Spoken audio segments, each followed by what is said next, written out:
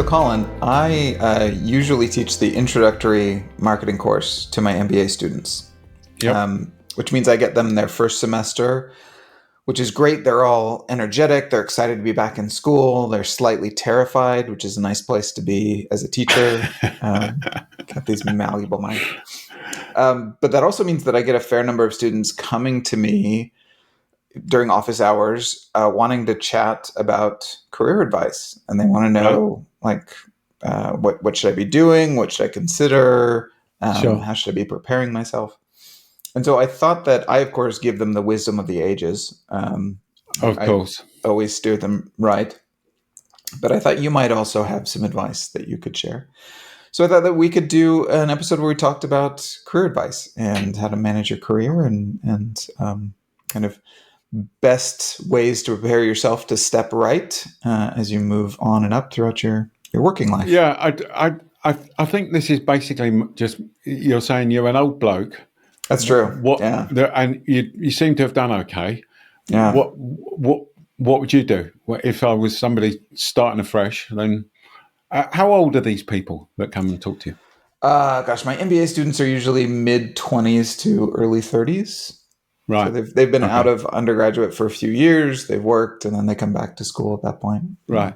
Yeah. And I think that's interesting, actually, isn't it? Because it's that work thing that I think is important at the beginning. Because at least I remember talking to my son, who, when he left university, thought that he had to make a decision that was going to last in the rest of his life. Yeah. You know? And clearly you don't. And clearly, I mean, it was also interesting because with him, we did he came into, this is when I used to work in corporate life. He came in and worked in the marketing team for a while. And he walked away from that going, I don't want to be in marketing. Yeah. So in other words, the good news is if you've experienced work, then you're starting to realize the things that you're good at and the things you're not good at and the things you want to do and the things that you don't want to do. So you and I have come up with some specific suggestions here, but as we were reviewing our ideas beforehand, we had both landed on one that, our lists were separate. I think, compatible, but separate. But then we both had included one and I think maybe it's good to start there. Sure. And it's exactly this point that you're making, which is your working life is hopefully going to, span decades, and the world that will exist even 10 years from now in the business space is going to be wildly different than it is now. There are going to be so many jobs that don't exist now that will be very important and potentially lucrative 10 years from now. Just as, looking backwards, we can think of the jobs that have gone away or that didn't exist at that point. So we have this immediacy focus. And I guess the first piece of advice I would give towards any career is, take a long-term focus. Like think out ahead, be flexible, realize that, you're not making a permanent decision, just as you said. Instead, this is a stepstone to somewhere. Is it likely leading in a direction that you want to go, or is it leading you in towards a blind alley that you're not going to be comfortable with down the line? Yeah, no, and it's a fundamentally important one. And I tell you what, mate, I am gobsmacked. It's that old English phrase. It's a good word. Back into gobsmacked. Yeah, about how many people don't do that. Yeah. So I've managed so many teams over the years, and I've always sat down with my direct reports and asked them effectively. So where do you see yourself being in 10 years' time? Yeah, 5 years' time. And I've done that with my kids and various different people. I am really surprised how many people can't answer that question. Yeah. And I worry that too many just leave it to fate. And I've literally had conversations with people that turn around and say, no, I seem to have done okay at the moment. I'm just going to leave it to fate, etc. And I also have to say that a number of those people that do, eventually fate gives them a deals them a bad hand, and they then have problems basically. Yeah, I mean, you're headed in a direction.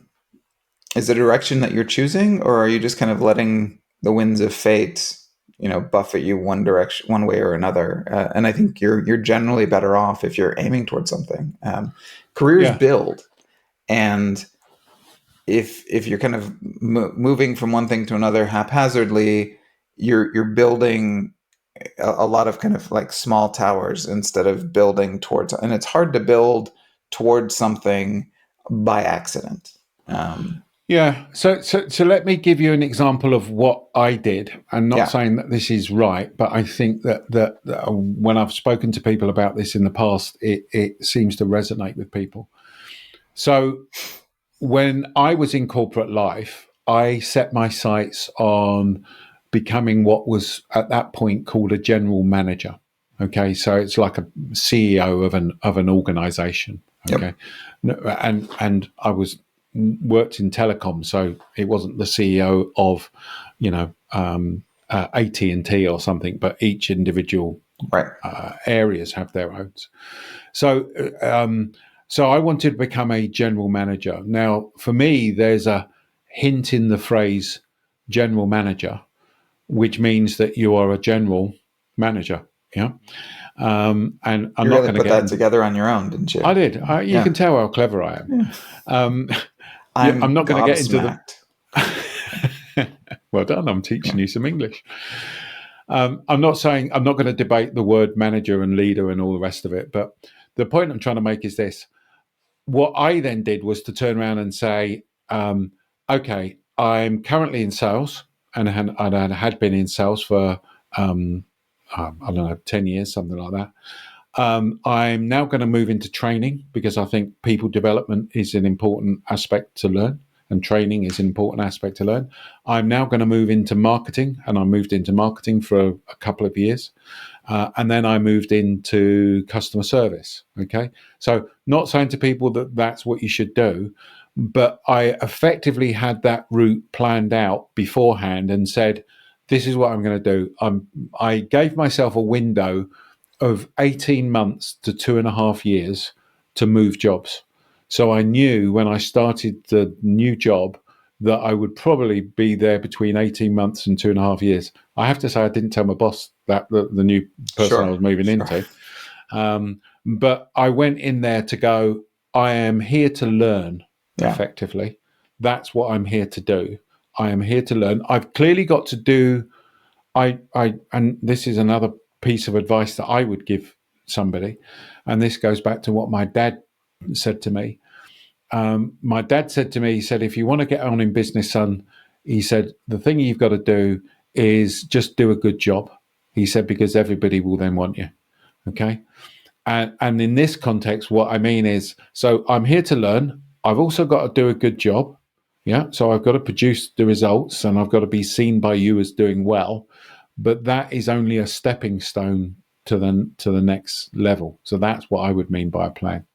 yeah, and I would draw an important distinction between what you just described in your career and then the advice we were giving previously, because somebody could look at your resume and go, well, this guy's hopping all around and doesn't know where he's going. Sure. But that wasn't true at all. You identified, like, here's a broad set of skills that I needed to develop and that I want experience in. And so I'm going to systematically do that. And at the end of that, you had this kind of tower of experience that was all pointed towards general management, as opposed to Sure. somebody who, well, this is an opportunity. Why don't I do this for a while? And this is an opportunity. The likelihood that that kind of approach is going to accidentally build this tower towards some kind of, general goal is much reduced. Like, Yes. being systematic about this, being strategic about this, being long-term thinking about this is generally going to serve you better. Yes. And you can imagine me having conversations with and going along to interviews where I would then be explaining this. Yeah. And this is where people would go, bloody hell, that's a really Yes. good thing that you've done. Yes. I understand what you're doing, and to have a longer term plan, it's a really good thing to do. So I'm going to bring to customer service everything that your other customer service oriented candidates are going to do, but I also have an understanding of this, and I also have Yes, an understanding, and that yes, together will make me more effective. yes. Yeah, And the other thing that I think is important is when you're considering your career, is one of the reasons why I did that was because there were effectively more jobs in that general management sphere than there would be if I just stayed in sales. yeah, So I could have been a specialist in whatever yep. area it was, but guess what? The number of sales people that can get to the top is not as much as the number of people that if you've got more multi skills, basically. So I think that's important as well. Yeah, so there's the advice that I've come up with. A lot of it falls into this kind of trade-offs bucket of advice, where I'm going to give you like two forms of advice, and I think that this decision about kind of generalist versus specialist is a choice you need to make in your career. And it usually makes sense to start off as a specialist. Generalists require more time and experience to get to. Yeah, So I think my advice for most people is just to start off specializing in something so you can show your worth. But sure. then, as you say, there's two paths. You can continue to specialize in that and become, very, very good at that narrow thing, or you can become more general. And I don't know that there's a right answer to it. As you point out, one of the advantages of generalists is that they do have a broader range of Sure, options typically. sure. I think there are advantages to being a specialist too. So I don't know that it's like the takeaway, and I don't think you were saying this at all, but I don't think the takeaway is everyone should be generous. I do think though that there is a middle ground between those two, which is bad, right? You either need to be a Sure. generalist, which means you have a lot of skills, or you need to be Yeah. a specialist, which means you go very deep. But I think that there are some people who are like kind of somewhere in between, and then therefore don't fit in either of those paths, and they kind of get left Yeah. behind. I think the issue for me becomes, and again, I've had this conversation. Um, what do you want to be when you're 50? Yeah. So if you took your people coming in, what, Yep. 25 to 35, you said, what are you going to be doing when you're 50, 60 years old? Are you still going to be happy doing those things? Because again, if I think back to in my life, what I was like when I was 25 to 30 and what I'm like today is different. Yeah. Yes. And you've really got to have some thought to not just what's going to be useful over the next few years, but what is going to set you up for that later life thing as well. So this ties in a little bit. One of the pieces of advice that I wrote down, which was you need to have a mix of what I'm calling core skills, and Hmm. then also kind of the latest tools. Sure, And I think that there's a parallel there between generalists and specialists a little bit. sure, Sometimes business schools get knocked for not focusing on kind of whatever the latest hot button tool or topic is. Yeah, topic yeah, is. Um, and I think that some of that criticism is valid. I do think sure, that the business schools are, yeah, as academic institutions, are somewhat slow to move on some stuff. sure. But I also push back to a certain extent. What I'm hoping to educate my students on is stuff that will last them the rest of their careers, not Yeah, just can you use this latest tool so that you're ready right out of the gate. I think you need a mix yeah, of both. I think that you need to know what's going on right now. But I also think that it's very easy to invest a lot of time in tools or approaches that are going to be out of vogue in just a couple of years, and sure. then that those skills may or may not be transferable to something else. So I think you need kind of the core discipline strengths and understandings, and then supplement that also with kind of whatever the latest things that are going on. Yeah, and so I totally agree. But again, I may be biased in my addition to your thought here. There's one clear thing to me, which is, despite all the change that happens, the things that doesn't change is human nature. Yes. So understanding people, from a leadership perspective, and therefore, if you're going to go down the route of wanting to be a leader, understanding people is key. Understanding customers, and the whole premise of our podcast and everything else that we've been doing over the last 20 odd years, is key. And those things don't change. So Yes. even with social media coming around, and then now AI coming around, yes, you need to know those things, and I think it's right that you should. But you have to understand it in the context of understanding people and having I experience with absolutely people. agree. Yeah. So I think that that's one of those core skills, understanding Yeah, what people want, understanding like their perspective. I think there are marketing core skills about understanding, how to segment people, how to position an offering. Like those things that will never go away. And you need to know that stuff if you want to work in marketing, for example. sure. But then there's, optimizing a TikTok campaign, or, utilizing some particular AI tool to do something. Those will Sure. reap short-term gains, and I think that they're very valuable, but they need to be paired together. Like having just Sure. one or just the other is not going to be as valuable to you. And I worry when people neglect the core skills, among them, as you say, understanding people. Yes. No, I agree. The other area I think for me is important, and again, it's sometimes hard to do this in the short term, and that is that sometimes you've got to take a step backwards Mm. or a step to the side in your plan.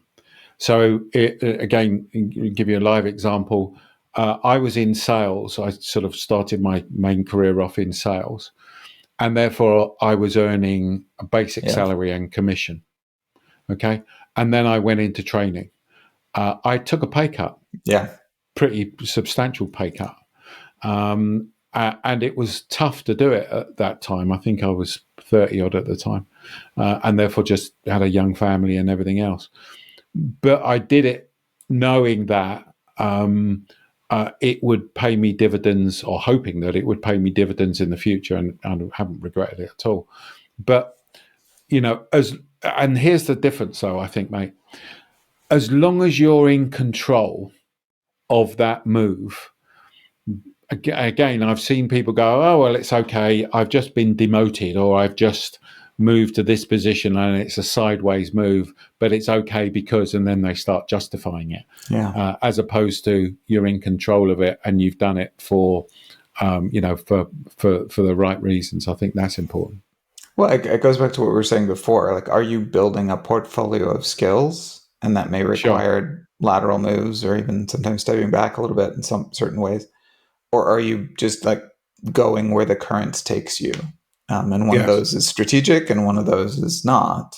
I think you're generally going to be better off Sure. strategic. Yeah.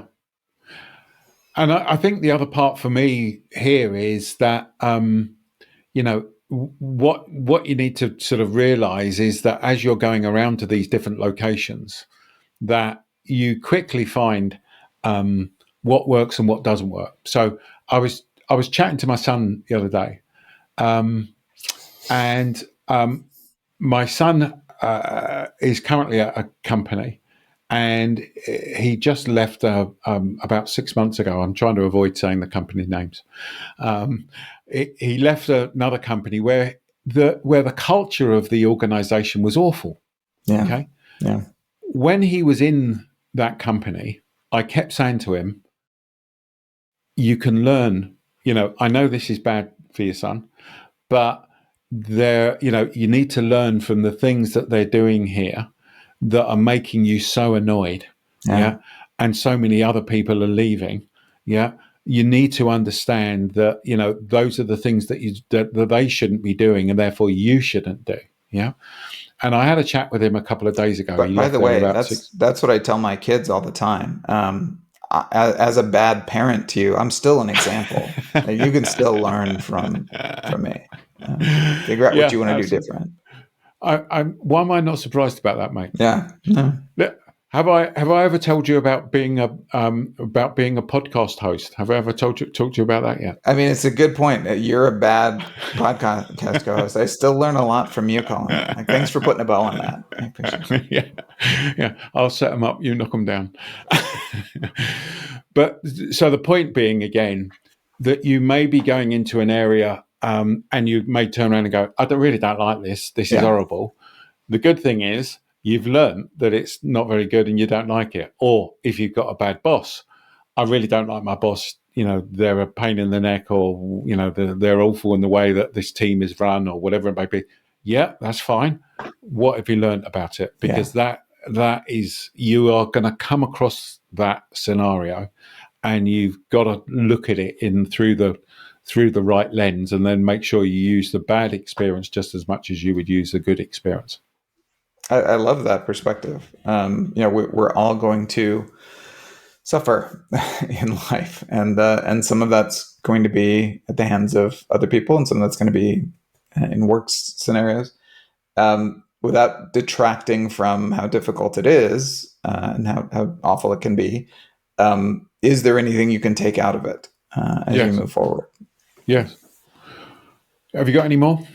Um, Cultivate your social network, and especially your what are known in psychology or in sociology as weak ties. Okay.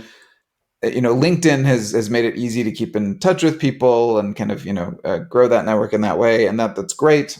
And a lot of those are actually weak ties, and so that makes it very useful. But spend the time. We joke frequently about what an introvert I am, how much I avoid social interactions, and all Sure. of that is true. But I'm still pretty good one-on-one or in small groups, and Sure.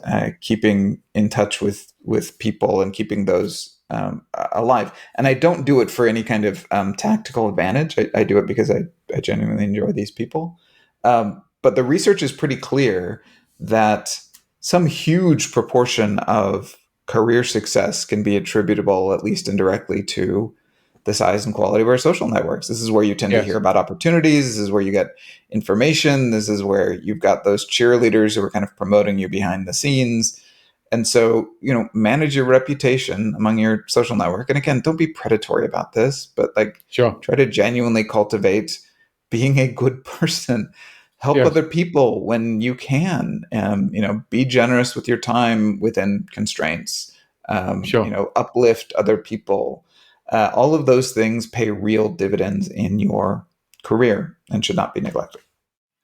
Yes. No, I totally agree. I mean, again, I wish I had $1 for every time I said to somebody, "It's not what you know, it's who you know." Yeah. Because unfortunately, that does pay dividends, and that goes back to a couple of things I would sort of add to that. One goes back to what my dad said, which is do a good job, and then everyone will want you. Yeah. Because if you've got a reputation, which is the only thing that you carry around with you, that you've got a reputation for doing a good job and working hard and all the rest of things, then that will carry. Yeah, and you'll be surprised at the sort of the conversations that people will have about you.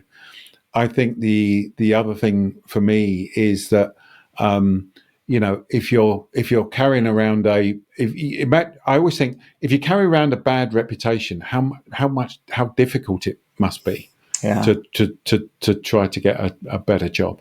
I mean, it's Um, often hard with a good reputation, but yeah, if you're carrying the baggage of, when somebody asks another person, "Oh, hey, have you ever worked with Charlie?" and they go, "Yeah," I mean, like, how much harder is that going to be for you as opposed to, "Oh, yeah, no, Charlie's a great guy, and he always does sure. a great job, and he's a pleasure to work with." Yeah, and we talked about this a little while ago, didn't we, on a podcast about the recession? I think the other thing is that at times of recession, it can be an opportunity. Okay, and it's during those difficult times is when you need to call upon your network, Yeah, or have the ability to turn around and say, "Hey, I'm thinking of moving," or whatever it may be. So if I go back to my time, I would be going after 18 months I'd be going, okay, I now need to start to look around.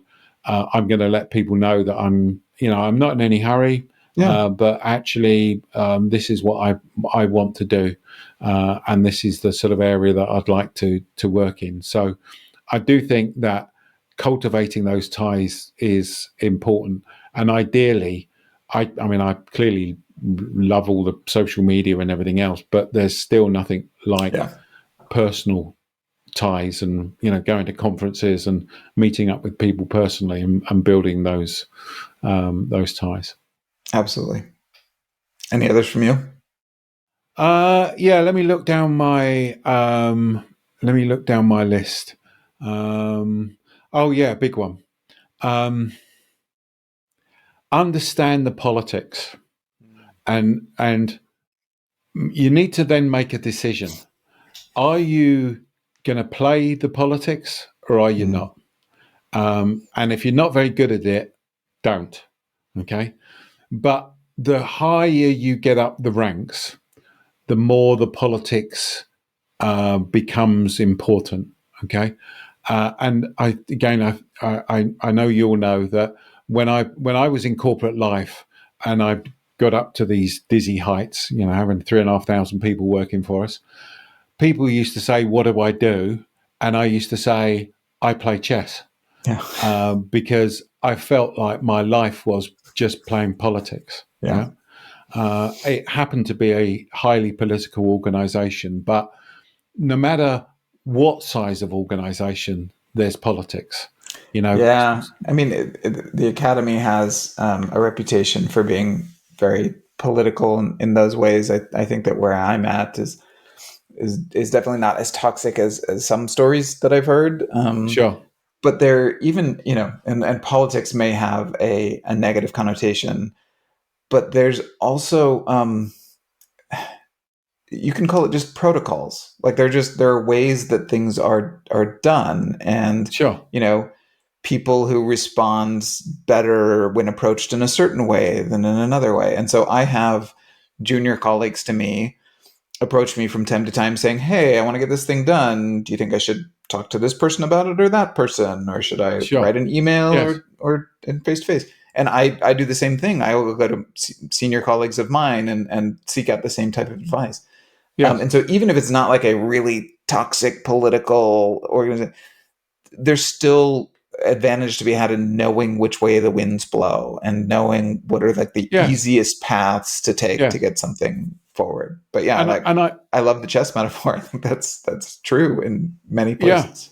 No, absolutely. As I say, the place I was in was particularly political, and to a certain extent, I quite enjoyed it. To be totally Yeah. honest with Yeah. you, but There's the something satisfying about getting something done in those situations, isn't yeah, there?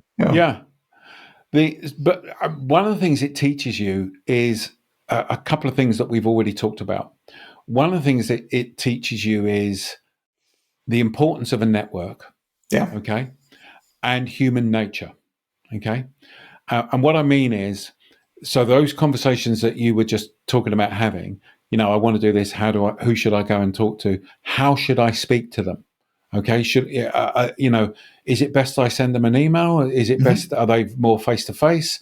Should I, are there do's and don'ts that I should be saying and doing? And that's about because that person you're going to knows them better Yeah. and knows how to put an argument. Should I be writing a 20-page report? Should I be going in with 2 slides? Are they big picture people? Are Yep. they, and what are they trying to achieve? Hmm.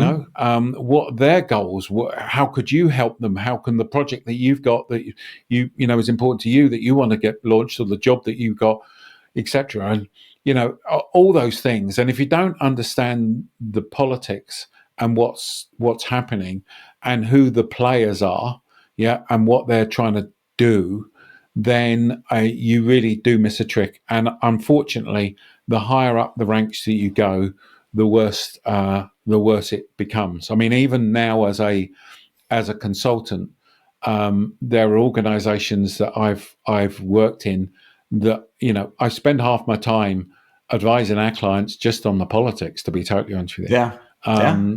And some organizations where you need to make sure that, yeah, we've talked to that person, that person's anti-customer experience, they don't think there's any value in it. Okay, so how do we bring them on board? What do we do? Who are the people that would influence them? And just again, thinking your whole way around it. Think of it in the context of, how do I get to my next job? Well, who are the people that you need to convince in 2 or 3 years' time? And how can you spend time over the next couple of years either meeting those people, talking to them, getting them to see that you're the natural sort of successor into whatever job it is that you're looking to move into. So I again, love it that. just needs Yeah. to be thought through. It's great. Okay, good. Well, we hope that's been of use. Anybody want any other advice? Then please reach out to Ryan and I just in the usual way. You can even drop us a line at contact@beyondphilosophy.com. That's contact@beyondphilosophy.com. And actually, it would be really good just to hear of any success that you've had in how you've moved through your career. That would be nice as well. Okay. Thanks, everybody, and we look forward to talking to you next week. Cheers.